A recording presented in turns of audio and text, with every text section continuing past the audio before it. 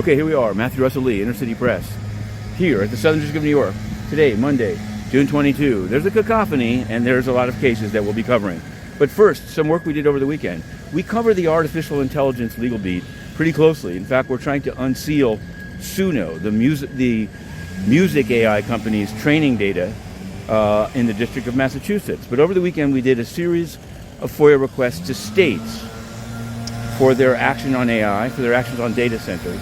This follows up on our Inner City Press's FOIA requests or public records requests or open records requests to states about Live Nation, which resulted in a lot of stuff. We got a lot of documents. We've written a number of stories on it, and we've sued DOJ for not giving us any documents compared to the states. But now we've moved on to the AI issue, and there's a subpoena out by a number of states. I think this is going to bear fruit. It's just, FOIA is a slow game. You got to start early, but we've started. At 2 o'clock today in SDNY, there's going to be a first time in a while appearance by the First Brand alleged fraudsters. This affected banks. In fact, banks may have been very much involved in propping it up. That's what the litigants say, but we'll be covering it. The criminal case, Patrick James et al., 2 p.m. Also habeas at 2:30. Alvin Bragg is having a press conference at noon about a big drug trafficking takedown. Kind of what makes you wonder, where's SDNY in all this?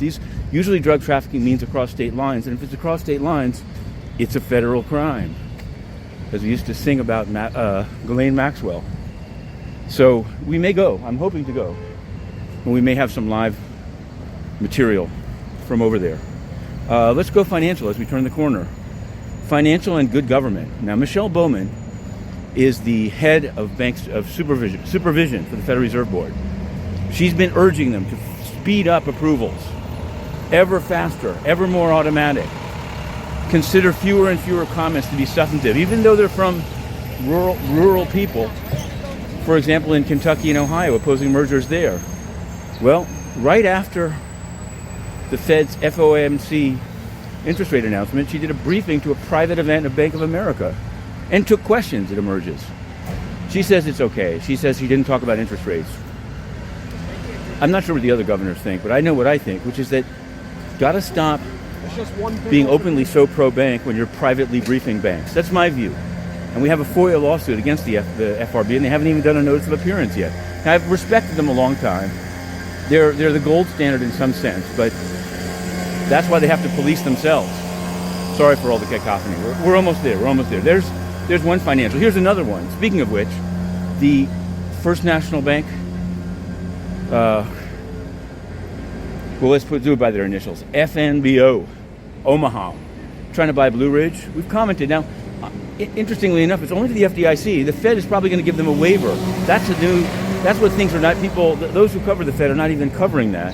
How many waivers they're handing out at Michelle private meeting with BofA Bowman. Check it out. Now the UN, couple of scoops, even this morning. Couple of scoops.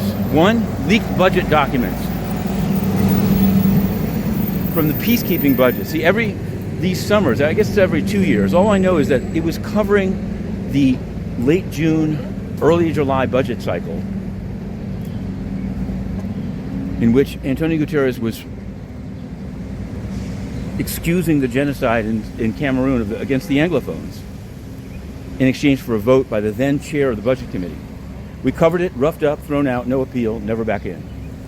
Well, they're doing it again this year, and it doesn't seem to be going well because they've had to issue some directives if it doesn't pass what to do. Well, we've got the memos and we've published them.